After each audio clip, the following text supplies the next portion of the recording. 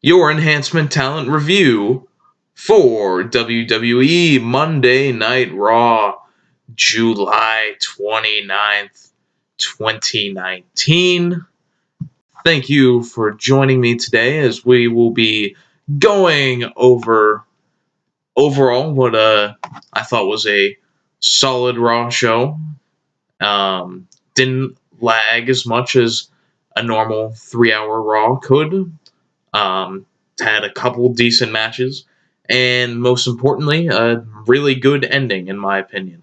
So, we will get into all of those things without further ado. We started right away with a fairly comical video package for the 24/7 title, just making it seem like it's this epic thing, but then like turning it around into a silly joke. So that was neat. After that, it was promoted before the show started that we were going to start the show with a mixed tag mosh pit match with the 24/7 championship on the line. It featured Drake Maverick and his wife Renee Michelle versus R-Truth and Carmella, trying to retain R-Truth's championship. If any member of either team would pin the other, then that either Truth or Maverick would have possession of the 24/7 title. But the caveat here, what made it a mosh pit, was the 30 jobbers surrounding ringside, like a lumberjack match. Except the 24/7 rules are suspended during this mosh pit match, which left me wondering, when R-Truth entered, why didn't anyone just try to pin him then? I mean, it's not during the match, so if the rules are delayed for the match, then surely you could still try to pin him before the match, right? Either way, Truth ends up pinning Drake Maverick in a fairly short order. He handily beats Maverick, I think, with like a flapjack again or something. But then the realization comes in that the jobbers around ringside are all gunning after R-Truth's title. And they all get on the apron, and they form a mosh pit, indeed, over R-Truth. And the referee, with all of these bodies on top of Truth, counted to 3. And just so happened to have been at the bottom of that pile and coming out with the 24/7 title was Mike Kanellis. He runs out from underneath the pile and runs to the back as the new 24/7 champion. How we were able to tell that Mike Kanellis was at the bottom of that pile, I don't know, but nonetheless, a win is a win, and Mike Kanellis finally gets a big win, right? After he's been castrated the last few weeks by his own wife. So Mike runs away, everyone chases after him, and he ends up finding a door. He goes through it, locks the door. Maria comes in, faking stomach pains to get everyone to move out of the way. And everyone clears the way. Maria demands that Mike let her in, or, quote, "I will kick you in the vagina."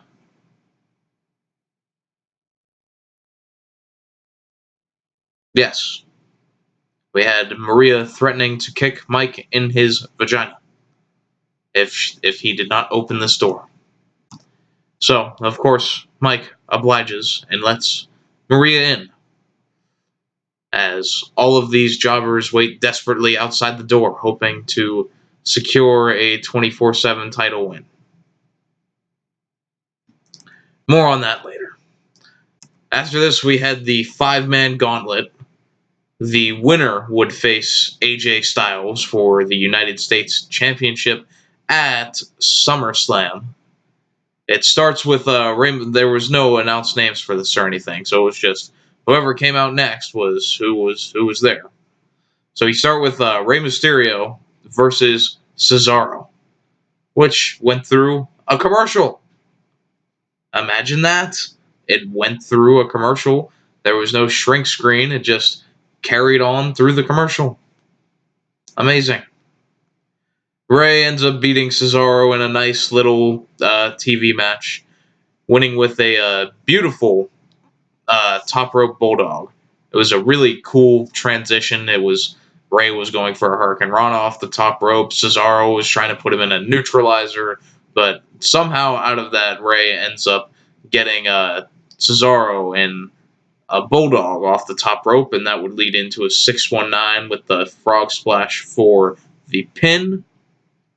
Sami Zayn would then run in, attack Rey Mysterio right away, but Rey rolls him up to eliminate him as well. So Sami Zayn was the sacrificial lamb here, possibly just for the sake of having a pause between the commercial break. Yeah, this did no favors for Sami having the upper hand and then getting rolled up in seconds. Andrade's out next, and they play up Andrade and Rey's past great matches together. This match was not one of those great matches. They go back and forth for a little bit, but nothing like anything they've done previously. Andrade ends up putting Rey away with a hammerlock DDT, which was weird. I think Cole thought that wasn't supposed to be the finish for some reason, because as Andrade is in the pin, Cole is counting along 1, 2, 3. Oh no! So that was indeed the finish of that match.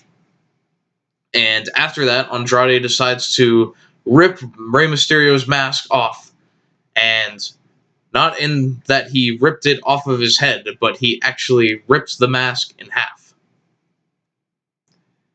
So I don't know if that was what they intended to do there, if the mask just broke apart, or if that's actually what they wanted. But nonetheless, that's got to build to another Rey versus Andrade match, right?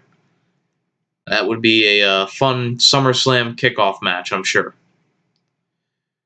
Ricochet runs down to defend Rey and attack Andrade as he's the last member in the gauntlet. Ricochet and Andrade have a short but fun final match, with Ricochet putting away Andrade with a 630. It would have been better for Ricochet to have a longer stint in this gauntlet than being the last man there, but I also understand that he's coming off injury right now with the elbow infection, I think it was, that kept him on the sidelines last week in what was supposed to be his spot with the DX and the NWO and all that, but instead it got given to Seth Rollins, as Ricochet was not able to perform that week. But nonetheless, I understand why they probably didn't want Ricochet to work that long, or if he wasn't feeling ready to have that long of a performance. But nonetheless, it is still a bit of a weird thing where Andrade is on the opposite brand. But wild card rule, brother. We go back to Mike and Maria, who are locked in this room. And Maria demands Mike to get on his back so she can pin him for the 24/7 title. Which I guess a ref would just so happen to be hanging out back here in this closed off area. So Mike reluctantly obliges. Maria puts her foot on top of Mike. The ref counts 3, and Maria is the new 24/7 champion.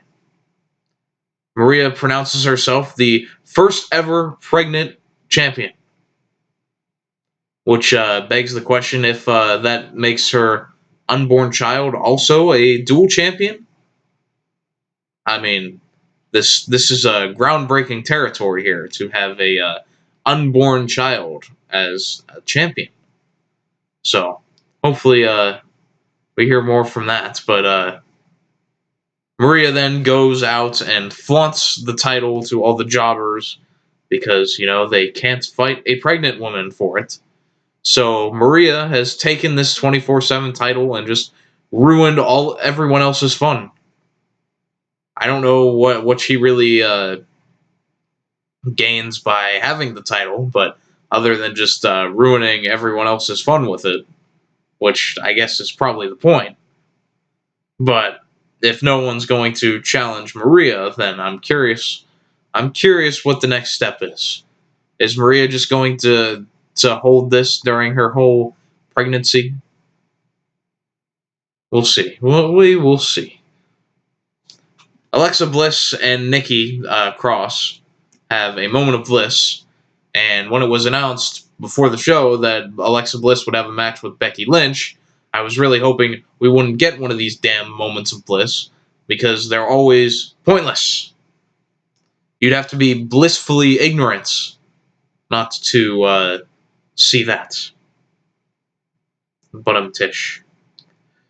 But there was not there was not much to this other than Bliss showing footage of earlier in the day of Becky attacking Natalya in front of an empty crowd. So way earlier in the day, as Natalya was training with Fit Finlay, they were working on counters out of the disarmor.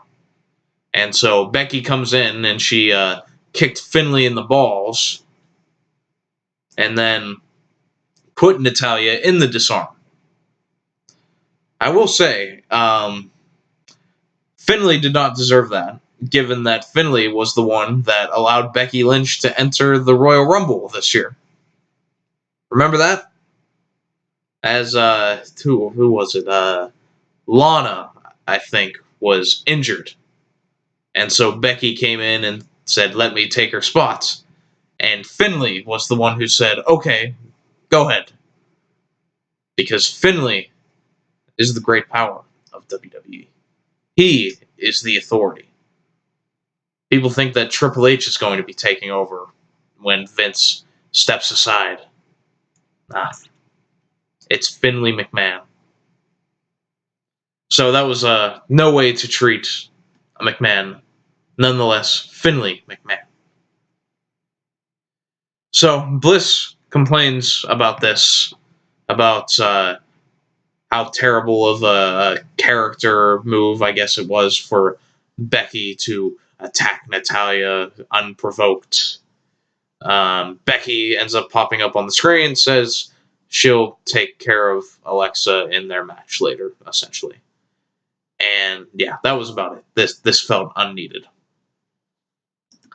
After the transition out of this, as this segment is ending, as they are wont to do when one segment ends, it just ends with someone else's music cutting them off. So the Usos music hits, and they enter. And this is a quote as they're on the mic with their music playing. Ain't nothing keeping the Usos off of Raw. Quite literally, nothing. So this leads to the triple threat tag title match. Revival, Gallows and Anderson, the OC, I guess they are referred to now, and the Usos.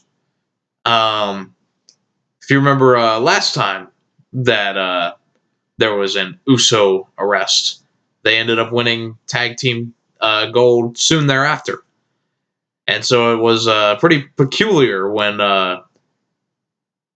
the advertising for Raw featured this triple threat match with the Usos having the chance to compete for the tag team title. But in this case, it would not go that way. It would have been such a WWE move, though, to put the titles on the Usos, just to watch the internet world burn. This was a fun match. Good action by all three teams. There was a scary spot with Scott Dawson suplexing Anderson over the top rope over the apron into the floor. They both took a tumble there. That looked scary. Things break down on the outside. There was a superplex with Dawson. I believe it was Dawson superplexing Anderson to the outside onto a sea of bodies waiting. Things break down from there. One of Gallows or Anderson, I don't remember which one, they get a blind tag. Revival hit a shatter machine on Jimmy Uso.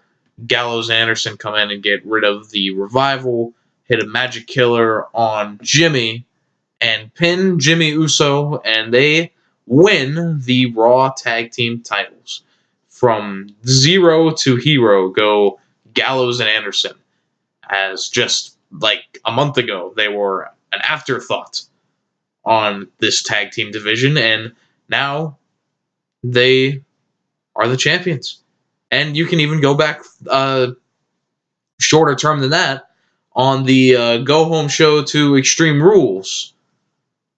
I think it was Ricochet beat both Gallows and Anderson in singles competition back to back. And so now those are out of nowhere are tag team champions. So, I mean, this is hot shotting if you've ever seen it. Which, I mean, it's WWE in 2019. Where are we without hot shotting? No build to this really, as far as Gallows and Anderson actually getting credible wins and picking up momentum. They just they stumbled their way into a tag team match, and they won the tag team titles in that tag team match. So that is all it takes. So now that leaves AJ as the United States champion and Gallows and Anderson as tag team champions. Can't help but think it would be so much more cool if this was over the Universal title, with AJ holding that and he and Ricochet feuding over that. I mean, how much bigger would that make Ricochet seem if he was feuding with Styles for the Universal title instead of the United States title? It's time for our weekly Viking Raiders squash match. Unfortunately, I was disappointed they did not do the split screen commercial, or not the split screen commercial, the split screen promo thingy, where the Viking Raiders talk about being Vikings and Northmen and all that wacky stuff that every week I quote and read to you on this podcast. So in this case, there was none of that, but I did write down what Corey Graves spewed out of his mouth on commentary to suffice instead of this promo. Graves says, Eric and Ivar spent this past weekend in Denmark doing Viking battle training. Thousands and thousands of Vikings from around the globe joined forces and went against each other to learn new techniques and somehow making these guys even more dangerous.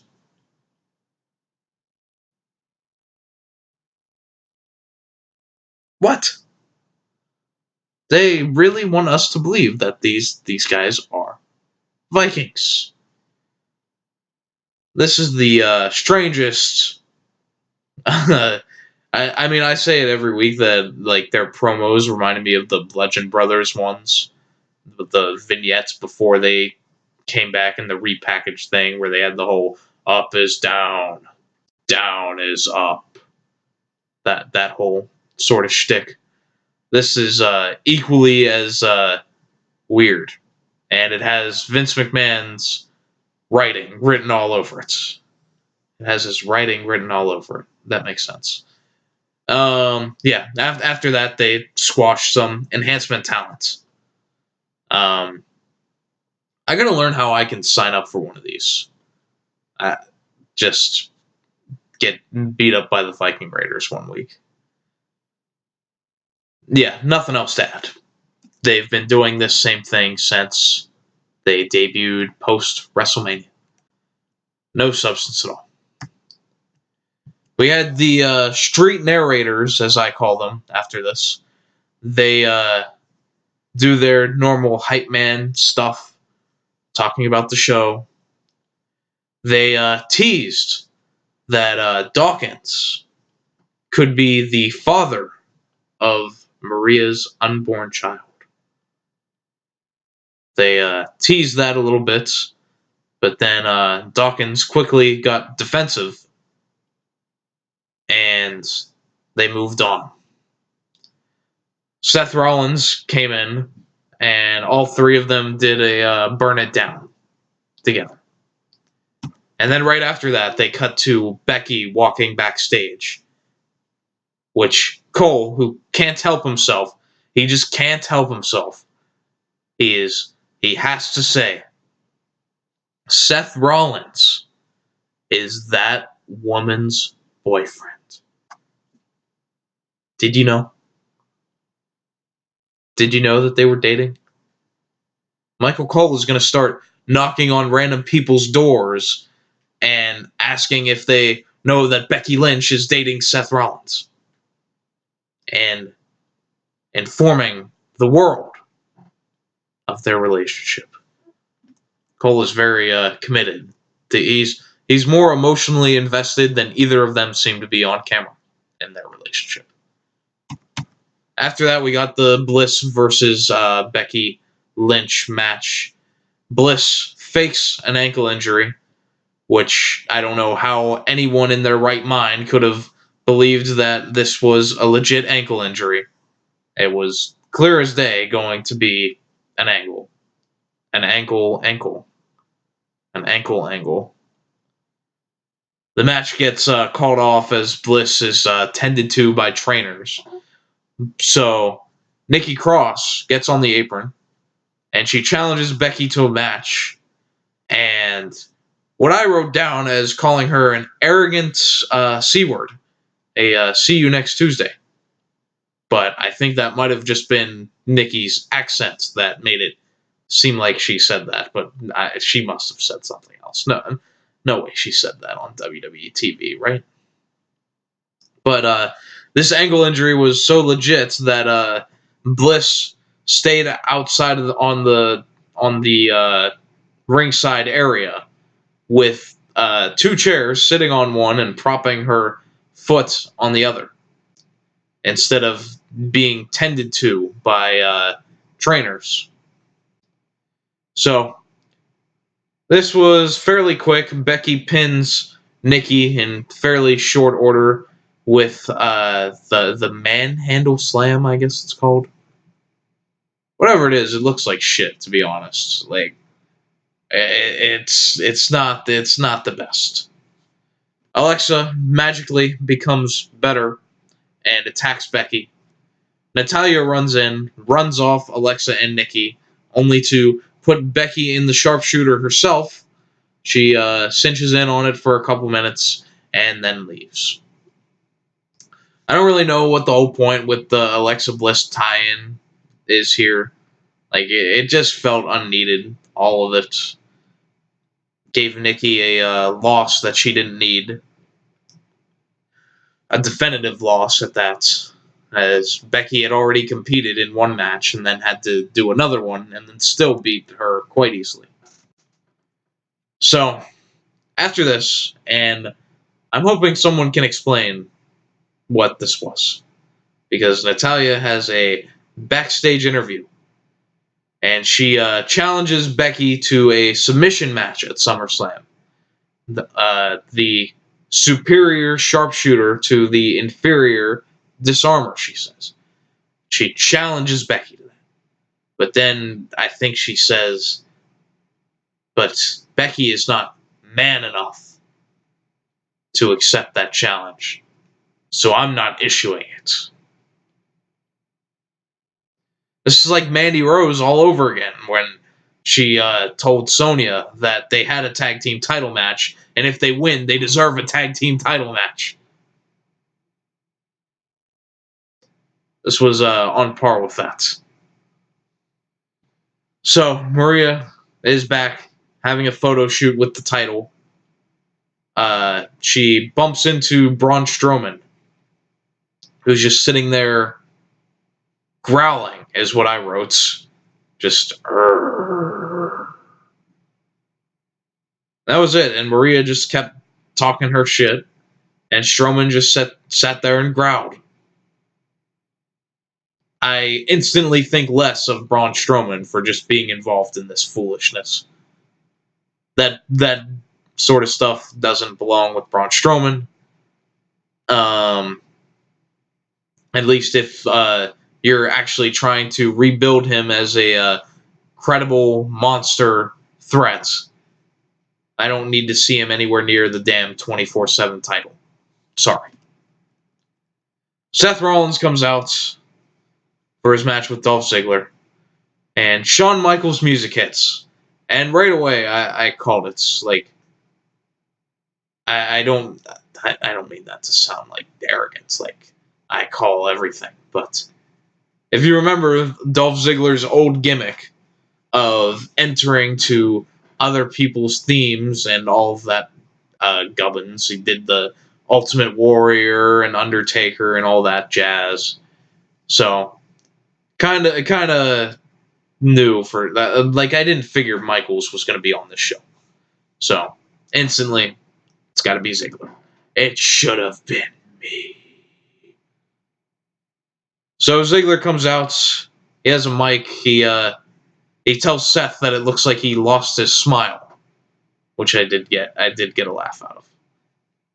And Ziggler again name drops Goldberg in the same sentence as Shawn Michaels was being ashamed of his performance or whatever he was talking about. Shameful, like Bill Goldberg. Like, is this going anywhere? Like, is Dolph Ziggler versus Goldberg going to be a thing, or is it just petty? Because I feel like 3 weeks in a row is a little extra petty, even for WWE. That's a bit much, don't you think? So, as far as the match goes, Rollins is setting up for a stomp, and this is where shit just hit the fan. This went from everyday Raw to an absolute clusterfuck in the most awesome way possible. So Rollins is setting up for a stomp on Ziggler, and Lesnar's music hits, and even the commentary is just like, oh, that's got to be mind games. No way Lesnar's here. Out comes Lesnar. And Lesnar runs down to the ring, and Rollins is preparing for the incoming battle. But from behind him, Ziggler holds Rollins' ankles and feet so that Lesnar gets a free shot right away at Rollins. And that would lead to Germans throwing Rollins around on the floor outside, an F5 throwing Rollins into the post, and then Brock beating Seth with a chair. No one helping Rollins as he is desperately getting his ass kicked, passionately getting his ass kicked. Then Lesnar hits an F5 on Rollins onto a seated chair twice, and then 3 times. And it was around that point that Seth Rollins starts bleeding out of his mouth. But, Vince McMahon told us that WWE graduated from all the blood and guts, the gore, the gory, all that. There seems to always be an exception for that rule when it's Brock Lesnar. I don't know, just a weird coincidence, I guess. I don't know. So Brock continues beating Rollins pillar to post until he finally fends off. The stretcher comes out for Rollins. And at this point, I'm like, man, there's still 20 minutes left in this show. I was thinking this was the main event, but then I forgot. I really forgot that they advertised this Samoan Summit between Samoa Joe and Roman Reigns. So that is what was scheduled to be the main event, and I completely forgot about it. So they come back from commercial. Roman is tending to Seth as he is getting stretchered onto an ambulance, but a brawl breaks out with the Usos, Gallows and Anderson, and as Roman comes in to try to help, Samoa Joe runs in and takes out Roman. And then Brock comes back in, pulls Seth Rollins out of the ambulance, throws him to the floor, still is strapped to the stretcher. He just pulls him out and throws him out of the ambulance. He F5s Rollins onto the stretcher, as my dogs are barking about something, so my apologies. They're probably Seth Rollins fans. I don't know. But Lesnar F5s Rollins onto the stretcher. Rollins continues to bleed.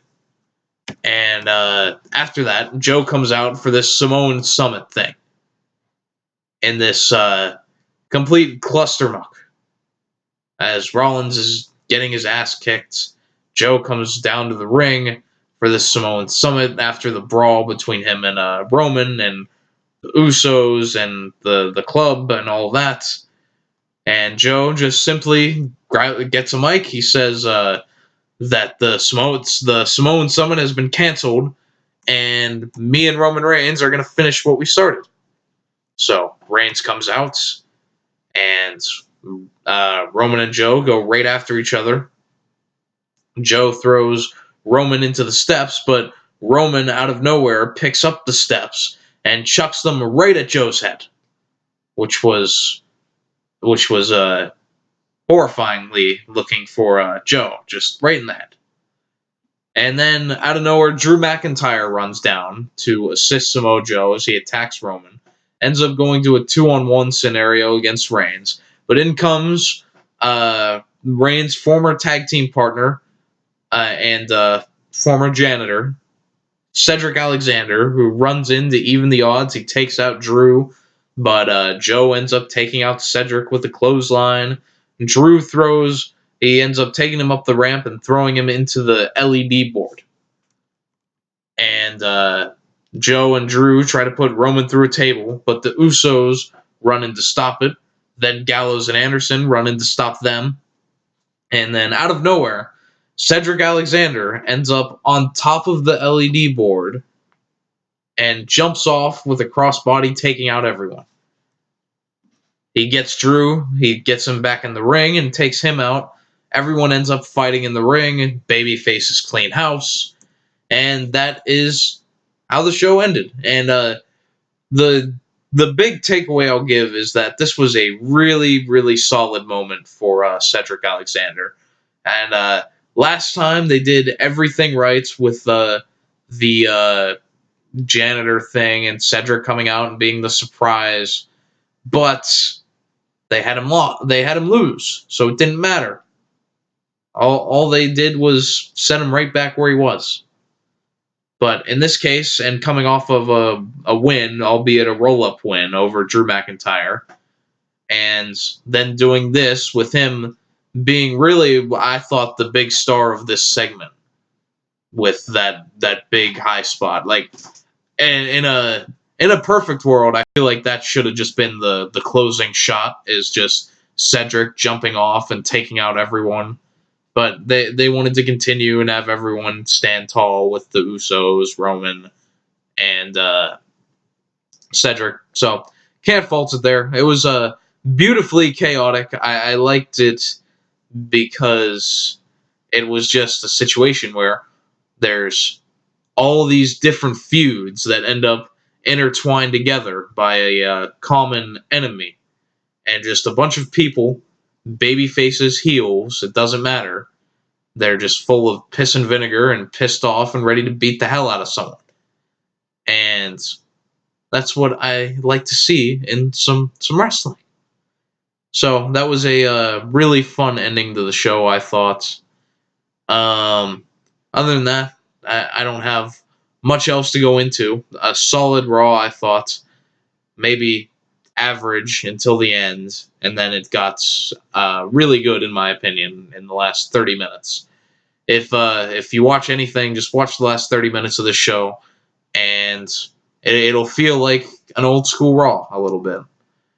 Other than that, it was largely dominated by Maria Kanellis, which I don't know where it's going. I don't know who can beat her for that title. Maybe Mike will get his balls back and regain the title somehow. I don't know. But other than that, I mean, there was the triple threat tag match that was really good. The gauntlet match was fine. So there were at least 2 pretty solid wrestling segments on the show, and then a chaotic brawl to end it, which I'm always a fan of. It's simple and fun. So we'll see how Raw continues the build to SummerSlam. Hope you guys enjoyed this Enhancement Talent Review. Be sure to subscribe, like, comments, all that YouTube stuff that people normally ask you to do. But I'll be back for SmackDown tomorrow night. And until then, take care.